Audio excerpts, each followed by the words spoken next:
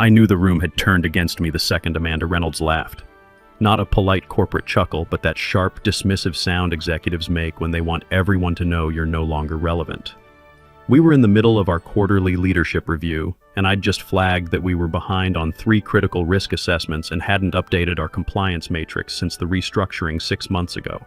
Amanda, our newly hired VP of Operations, leaned back in her chair like she'd just solved world hunger. Then came that laugh. "Rick's too focused on paperwork," she announced to the entire Zoom grid. "We need velocity, not archaeology." Archaeology. I'm Rick Caldwell, 49 years old, and I've spent 22 years keeping financial firms out of regulatory hell. Started as a junior analyst right after college, worked my way up through compliance, risk assessment, and crisis management. I've seen 3 market crashes, 2 major regulatory overhauls, and more corporate restructurings than I care to count. But apparently, that made me a fossil. Here's the thing about corporate politics. You can feel the shift before anyone says a word. I sat there frozen, not because it hurt, though it did, but because I recognized that tone. I'd heard it before during the dot-com crash, during 2008, every time someone young and ambitious decided that experience was just another word for obsolete. The laugh was always the opening shot, and it always ended with someone like me getting pushed aside. By the end of that week, the risk management framework I'd built over 15 years was a crime scene. Dead processes everywhere. Vendor documentation eliminated for efficiency. My budget slashed from $1.8 million to $520,000, nearly a 70% cut. My team of 4 seasoned risk analysts scattered across departments where they now reported to operations managers who thought risk appetite was something you discussed over lunch. Amanda didn't fire me outright. That would have required HR paperwork and exit interviews and all sorts of complications. Instead, she starved the position until it collapsed from within. I still had the title Senior Risk Director, still had my badge access, but no authority, no meetings that mattered, no say in anything that could impact the bottom line. When I did speak up, which wasn't often anymore, I got that corporate smile people give when they think you've forgotten how the world works now. What really got me was how systematic it was. Amanda had clearly done this before, probably at her last 2 consulting gigs. She had a playbook for marginalizing people like me, older employees with institutional knowledge who might push back on her transformation initiatives. I didn't argue, didn't send desperate emails to the CEO or make a scene in Slack. My wife Patricia asked me why I wasn't fighting back, and I told her the same thing I'd learned watching other corporate purges. When someone's decided you're the problem, defending yourself just proves their point. What I did instead was document everything. Every bypassed control, every deleted policy, every risk assessment that got fast-tracked without proper review. I made copies of copies, printed the metadata, stored encrypted files on a thumb drive that never left my locked desk drawer. Every email that showed Amanda's team cutting corners, every memo that eliminated mandatory procedures, every client file that got approved without the standard background checks. Because here's what I learned after 22 years in corporate America. Being underestimated gives you all the time in the world to prepare for the day they realize their mistake. And in financial services, that day always comes. The regulators don't care about your velocity initiatives when the audit letters start arriving. Amanda's version of modern operations was basically a confidence game wrapped in MBA buzzwords. She launched something called Velocity Operations, her signature program designed to eliminate friction and reduce bureaucratic drag. Translation: gut the review process and hope nobody asks questions before her next promotion. Her favorite move was cutting mandatory approval steps and calling it streamlining. She turned quarterly risk assessments into optional check-ins, dropped vendor certifications from annual to as needed, eliminated the requirement for dual approval on client onboarding. When someone from legal asked if this complied with FINRA 3110 requirements, Amanda waved it off. Regulations are guidelines, not handcuffs. We need to think bigger. I bit my tongue and kept documenting every memo, every stripped procedure, every Slack thread where I flagged a potential violation and got a thumbs up emoji in response. I named the folder Regulatory Insurance because I had a feeling someone was going to need comprehensive coverage eventually.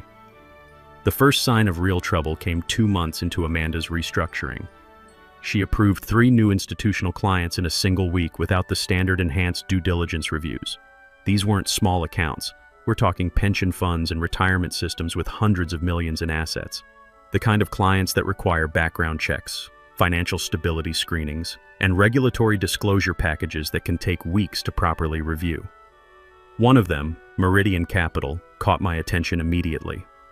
Their compliance officer had left his previous firm under suspicious circumstances, and they had a pending SEC enforcement action for inadequate record keeping. Exactly the kind of red flag that should have triggered our enhanced screening protocols. I flagged it quietly, sent a note to our compliance team, and copied Amanda. Couldn't locate the enhanced due diligence package for Meridian Capital. Do we have their regulatory disclosure forms and background verification on file? Amanda replied in 8 words. You're the past, Rick. Let progress happen. That one got printed, dated, and filed in a special section I was starting to think of as evidence of willful negligence. Because in financial services, willful negligence isn't just a fireable offense, it can be a criminal one. What I couldn't figure out was whether Amanda genuinely didn't understand the regulatory environment, or if she just didn't care. Either way, she was building a compliance disaster that was going to explode eventually. The only question was whether I'd still be around to help clean up the mess, or if I'd be long gone by the time the regulators showed up asking questions. Turns out, I wouldn't have to wait long to find out. The documentation trail didn't just fray under Amanda's leadership, it completely disintegrated. Every client brought in under her fast-track onboarding program came with missing paperwork. No enhanced due diligence worksheets, no regulatory history reviews, no financial stability screenings that any competent risk officer would require before onboarding institutional clients. I'll tell you what really bothered me. It wasn't just the shortcuts. It was how proud Amanda seemed of them. She'd reference our streamlined processes in board presentations, talking about how we'd eliminated redundant friction points in client acquisition. What she'd actually eliminated were the safeguards that kept us out of regulatory trouble. One client's compliance certification had expired 8 months earlier and still listed the wrong business address. Another hadn't completed our standard FINRA suitability questionnaire, and Amanda's solution was elegant in its simplicity. Let's get them trading and catch up on paperwork later. Later. That word is dynamite in financial services. Later is where the enforcement actions live, where regulatory fines compound, where careers end in congressional hearings. But Amanda wielded later like it was some breakthrough innovation in client service. Every time I brought up a gap in documentation, she'd smile and say, "Rick, you worry too much. We're not splitting atoms here. We're facilitating capital allocation." She had this way of making prudent risk management sound like paranoid micromanagement. I didn't bother explaining that our biggest client, Pinnacle Retirement Systems, managed $400 million in pension funds. We were legally bound to enhance due diligence under ERISA Section 404, buried deep in their service agreement. She wouldn't have listened anyway. Amanda had that consultant's confidence, the kind that comes from fixing other people's companies for 6 months before moving on to the next engagement. Meanwhile, the actual risk infrastructure began to rot from the inside. Review cycles were skipped entirely. Audit logs weren't maintained. Client risk scorecards disappeared from our quarterly reports. The monthly risk committee meetings I'd been running for 8 years, canceled for efficiency. That's when Amanda brought in Kevin Brooks, her golden boy. 26 years old, MBA from Wharton, 3 years at McKinsey before jumping to operations consulting. Sharp kid, I'll give him that. But he looked at our compliance framework like it was some ancient filing system that needed to be digitized and optimized. Kevin's first move was renaming our shared compliance folder from Risk Management Documentation to Ops Excellence Hub. When I asked him about maintaining our SOX 404 audit trails, he looked at me like I'd asked about maintaining our telegraph equipment. You know what else disappeared? Our quarterly backup procedures for client data. Kevin decided we didn't need local redundancy since everything was in the cloud anyway. I tried explaining that regulatory examinations require 7-year data retention with specific recovery protocols, but I got the same smile Amanda gave me. Polite, dismissive, slightly confused about why anyone would care about such details. So I started building my own parallel documentation system. Not in the cloud, not on shared drives, but in a locked filing cabinet that only I had access to. Air-gapped backup drives, encrypted USB storage, printed copies of every critical document with proper version control.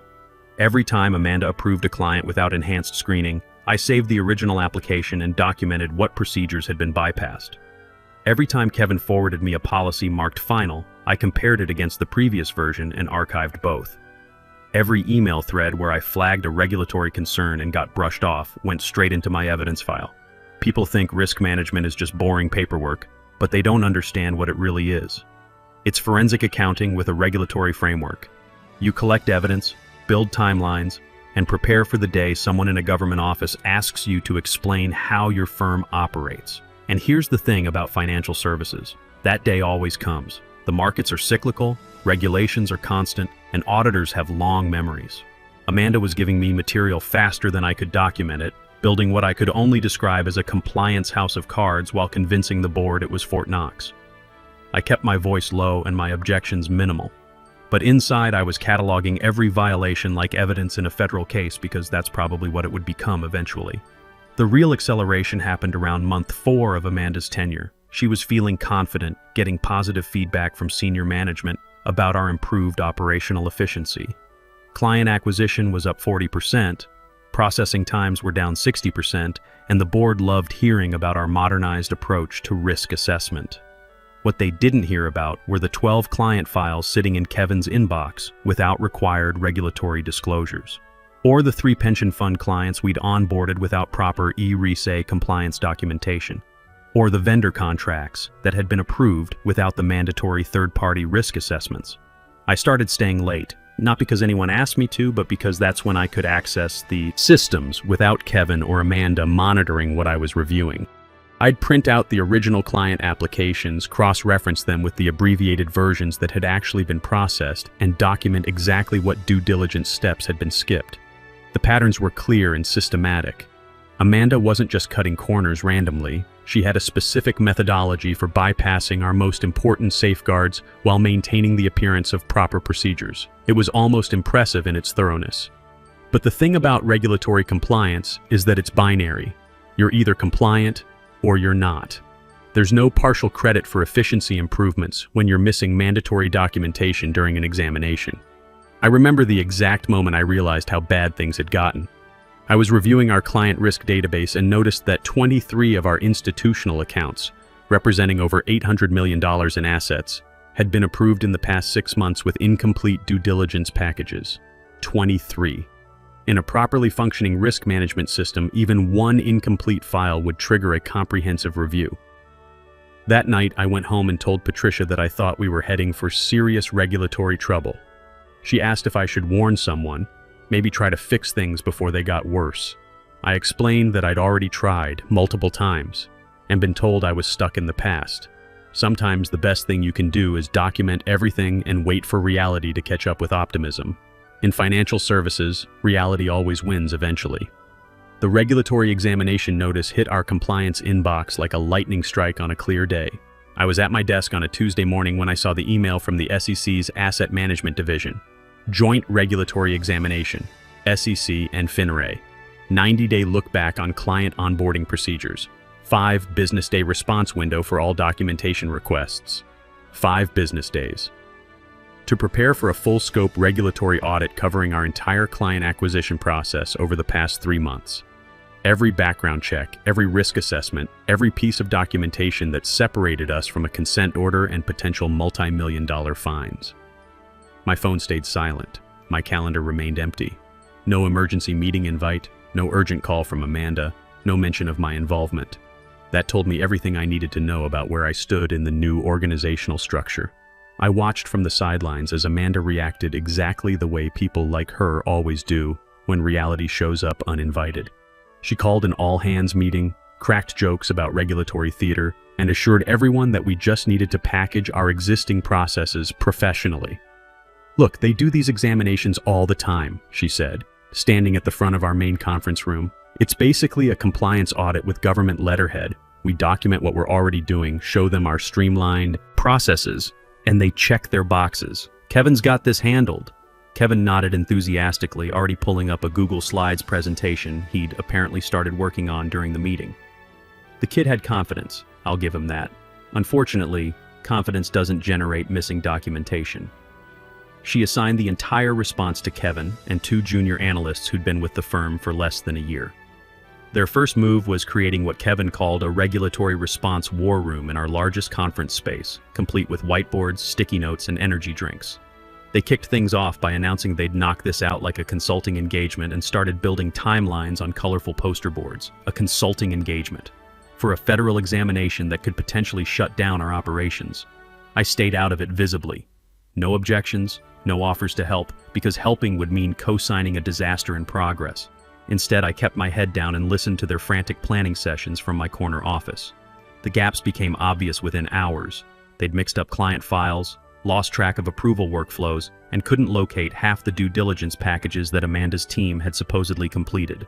When they looked for our enhanced screening procedures for retirement fund clients, Kevin discovered that most of the documentation existed only as checkbox entries in a spreadsheet. "Where are the actual ERISA compliance forms?" I heard him ask during one of their sessions. "I think those got simplified during the process optimization," someone replied. Simplified. That's what they were calling the systematic elimination of mandatory regulatory procedures. By day 3, panic was setting in. I could hear it in their voices as they worked late into the evening, trying to reconstruct 6 months of missing compliance documentation. Kevin had dark circles under his eyes and was surviving on coffee and determination. Amanda set up what she called a regulatory excellence workspace in our main conference room, complete with motivational posters and a countdown clock. She even brought in catered lunch and posed for photos with the team, everyone smiling like they were launching a product instead of trying to avoid federal sanctions. I walked past that room once and heard Kevin say, "We can probably just use a template from the previous audit and update the dates. They're not going to compare every signature. Wrong. Dead wrong." This wasn't some routine compliance review. According to the letter, the examination had been triggered by a whistleblower complaint about our client screening practices. The SEC and FINRA weren't looking for paperwork compliance, they were hunting for evidence of systematic regulatory avoidance. The lead examiner was going to be Patricia Williams from the SEC's Enforcement Division. I'd heard her name in industry circles. 15 years of experience, reputation for thoroughness, and a track record of asking the kind of detailed questions that made compliance officers wake up in cold sweats. What Kevin and his team didn't understand was that experienced regulators don't just review what you give them. They cross-reference everything. Check dates against workflows, verify signatures against authorization records. They look for patterns that indicate willful non-compliance versus accidental oversights. I knew what was coming. The timelines wouldn't match. The signatures wouldn't align with approval dates.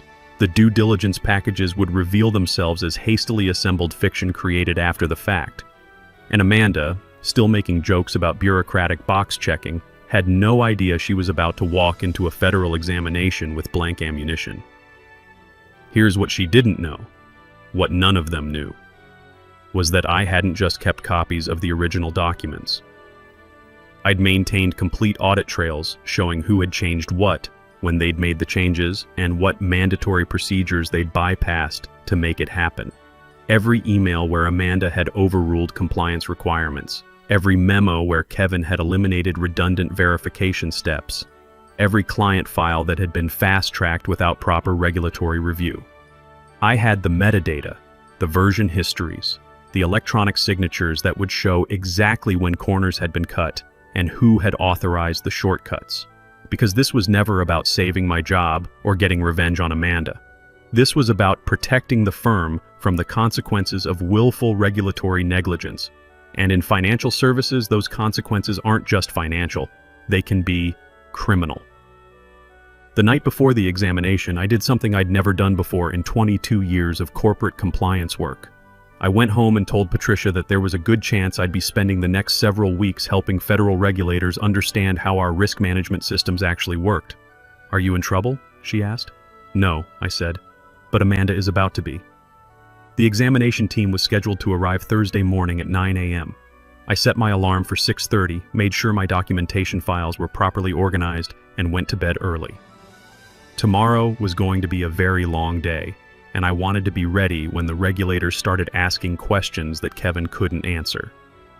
Sometimes in corporate life, you spend years building systems and processes that you hope you'll never need to use. But when that day comes, when the auditors arrive and start asking the hard questions, you want to be the person with the right answers, not the person scrambling to create them. I had a feeling I was about to find out which category I fell into. The examination team didn't storm in like federal agents making arrests. They arrived like accountants with badges, quiet, methodical, and carrying the kind of thick binders that meant someone's day was about to get very complicated. Patricia Williams, the lead examiner, was a compact woman in her early 50s with silver-streaked hair and the unhurried confidence of someone who'd seen every excuse in the regulatory playbook. She didn't waste time with small talk or pleasantries. She looked directly at Amanda and said, "We'll start with your enhanced due diligence procedures for institutional clients, beginning with the Meridian Capital onboarding file." Meridian Capital, the client I'd flagged 4 months ago, the one with pending SEC enforcement actions that should have triggered enhanced screening protocols. Amanda's smile flickered for just a second before she launched into full charm mode. "Absolutely. We're excited to walk you through our streamlined client acquisition framework. We've achieved remarkable efficiency in our onboarding processes while maintaining full regulatory compliance." Williams didn't look impressed. She opened her binder and consulted a typed sheet. "We'd prefer to see the actual documentation, complete file, from initial contact through final approval, including all required FINRA 3110 supervisory procedures." The conference room went quiet except for the sound of Kevin frantically typing into his laptop like he could manifest the missing files through sheer keyboard activity. "We can definitely provide a comprehensive overview today," Amanda said, her voice still confident but with a slight edge creeping in, "and then follow up with any supporting materials you might need." "We need the original documents now," Williams replied. "Enhanced due diligence worksheets, background verification reports, regulatory disclosure forms, and the completed suitability analysis. These are standard requirements for institutional accounts." I was sitting at the far end of the table, essentially invisible. Nobody had introduced me to the examination team. I hadn't spoken a word. But I noticed Williams glance in my direction when Amanda stumbled over a question about ERISA compliance procedures, like she'd already reviewed our organizational charts and knew who used to handle risk management. Kevin passed out folders that were too thin and too new. The covers were printed on glossy paper that still had that fresh from the printer smell. Williams and her team flipped through the contents with the practiced efficiency of people who'd done this hundreds of times before. "Who prepared this client risk assessment?" Williams asked, tapping a section labeled Institutional Suitability Analysis. Kevin raised his hand like he was back in business school. "That was me, based on information from Amanda and our updated procedural framework." "Which specific procedures did you follow?" Kevin hesitated, glancing at Amanda. "We used our streamlined approach, focusing on the essential compliance elements while eliminating redundant steps." Silence. Williams made notes in her binder. No questions, no encouragement, just the sound of a federal examiner documenting what would likely become evidence in an enforcement proceeding. Amanda tried to redirect. "Of course, if there are any clarifications needed, we're happy to provide additional context in our follow-up materials." "Let's proceed to the Pinnacle Retirement onboarding file," Williams said without looking up. "This involves ERISA-governed pension assets, so we'll need to see your fiduciary compliance procedures and the mandatory enhanced screening documentation."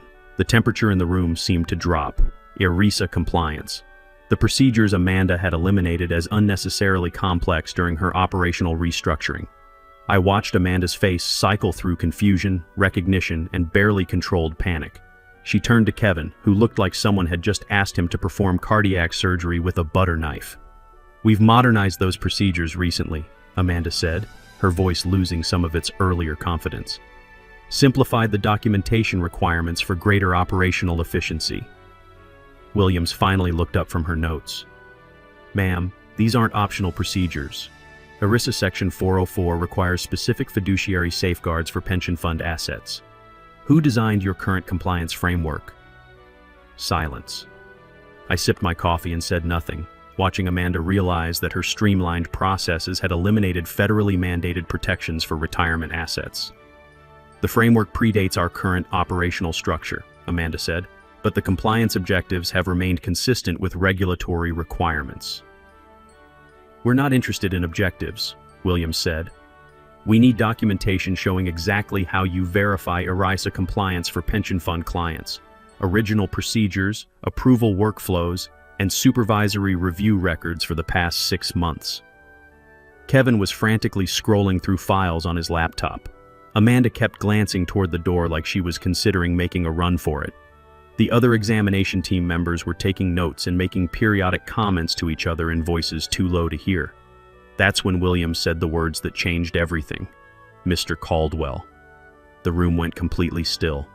Every head turned toward me like I'd just been called as a surprise witness in a murder trial. You handled risk management and regulatory compliance prior to the operational restructuring, correct? Amanda jumped in before I could respond. Actually, Rick's role was more administrative support. He's no longer involved in current operations or client procedures. Williams held up a hand, her eyes never leaving mine. Mr. Caldwell, according to our records, you were the primary author of the ERISA compliance procedures from 2019 through earlier this year. That includes the enhanced screening protocols for the Pinnacle retirement account.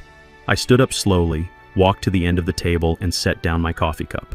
Would it be helpful if I provided the complete regulatory compliance documentation? Original procedures, revision history, and all client files with proper due diligence records through last month? Williams nodded once. That would be very helpful, Mr. Caldwell. I walked to my office, unlocked my filing cabinet, and retrieved the comprehensive folder I'd been maintaining for 8 months. Every bypassed procedure, every eliminated safeguard, every client file that should have triggered enhanced review but didn't. When I returned to the conference room, the silence was absolute. I placed the folder on the table with the same care I'd use handling evidence in a federal courtroom. Williams opened it and began reviewing the contents. Page after page of properly completed forms, detailed risk assessments, comprehensive background checks, and documented supervisory reviews. Everything Amanda's team couldn't produce because they'd never actually done the work. This appears to be complete documentation for all institutional accounts, Williams said, making notes.